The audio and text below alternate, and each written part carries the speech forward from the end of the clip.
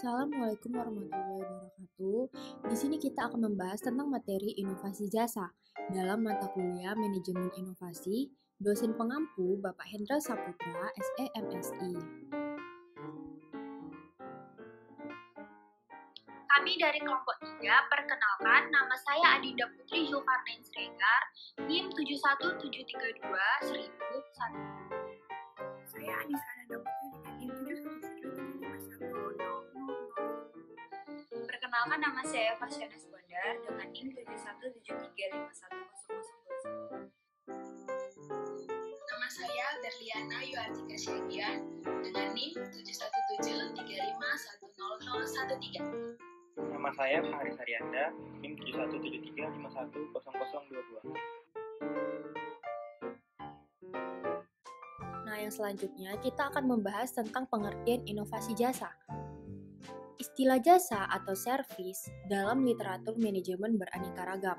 Jones dalam Jiptono dan Chandra pada tahun 2011 mengemukakan bahwa konsep servis secara garis besar mengacu pada 3 lingkup definisi utama. 3 lingkup definisi utama tersebut adalah industri, output atau penawaran, dan proses. Jadi, inovasi jasa dapat diartikan sebagai konsep baru atau peningkatan layanan secara signifikan yang diterapkan ke dalam praktik bisnis. Misalnya, saluran baru untuk interaksi pelanggan, sistem distribusi, ataupun konsep teknologi. Selanjutnya, ruang lingkup inovasi jasa. Konsep inovasi jasa pertama kali dibahas oleh Mills 1993 dan telah dikembangkan dalam 2 dekade terakhir. Berikut merupakan konsep inovasi jasa yang dikemukakan oleh Mills. Yang pertama adalah inovasi dalam pelayanan, kedua, inovasi dalam perusahaan jasa, organisasi, dan industri, dan yang ketiga adalah inovasi dalam proses. Contoh-contoh inovasi di bidang jasa. Yang pertama ada ojek dan taksi online. Nah, ojek dan taksi online merupakan salah satu inovasi di bidang transportasi yang meraih kesuksesan besar.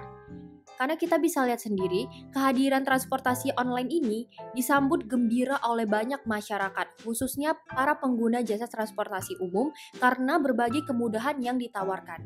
Nah, yang kedua ada jasa iklan pada mobil.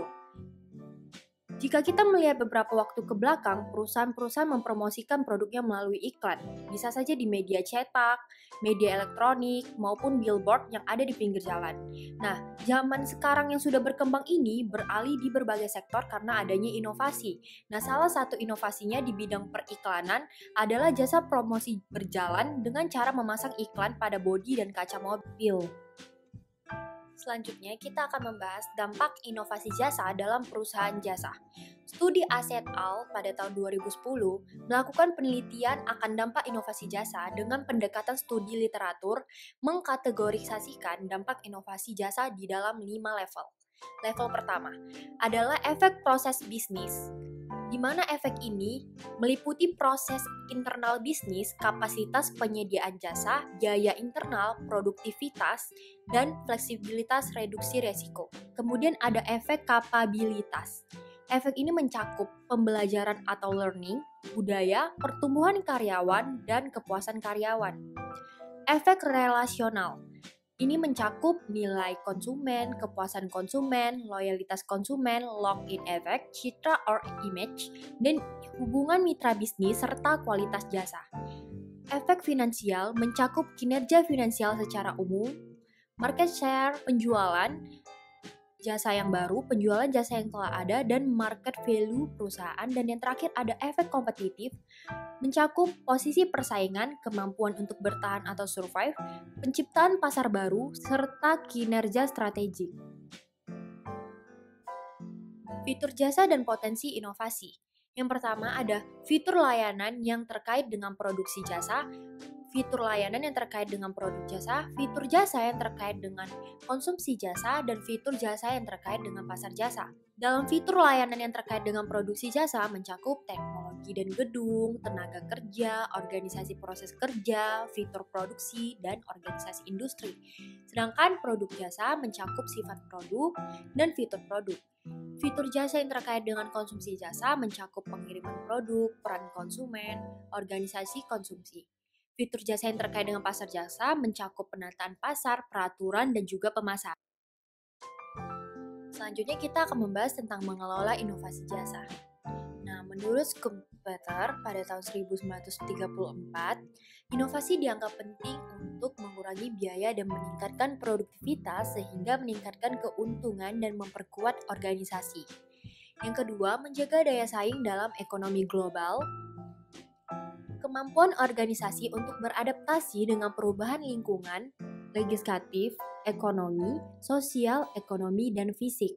Memfasilitasi masuk ke pasar baru, dan yang terakhir menanamkan budaya organisasi kreatif terutama terlihat dalam organisasi yang berorientasi penelitian atau mereka yang bekerja di pasar dinamis seperti teknologi dan komunikasi. Selanjutnya, faktor-faktor yang mempengaruhi inovasi jasa. Davenport 1991 melalui meta-analisis dari 23 studi lainnya mengusulkan bahwa karakteristik struktural organisasi pada umumnya membantu memfasilitasi inovasi.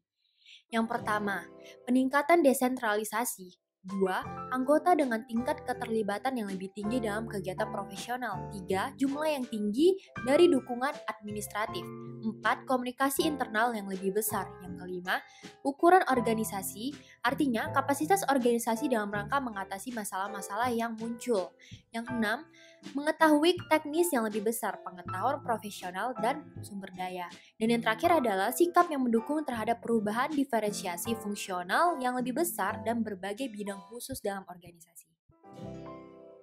Nah, ada hambatan dalam inovasi jasa.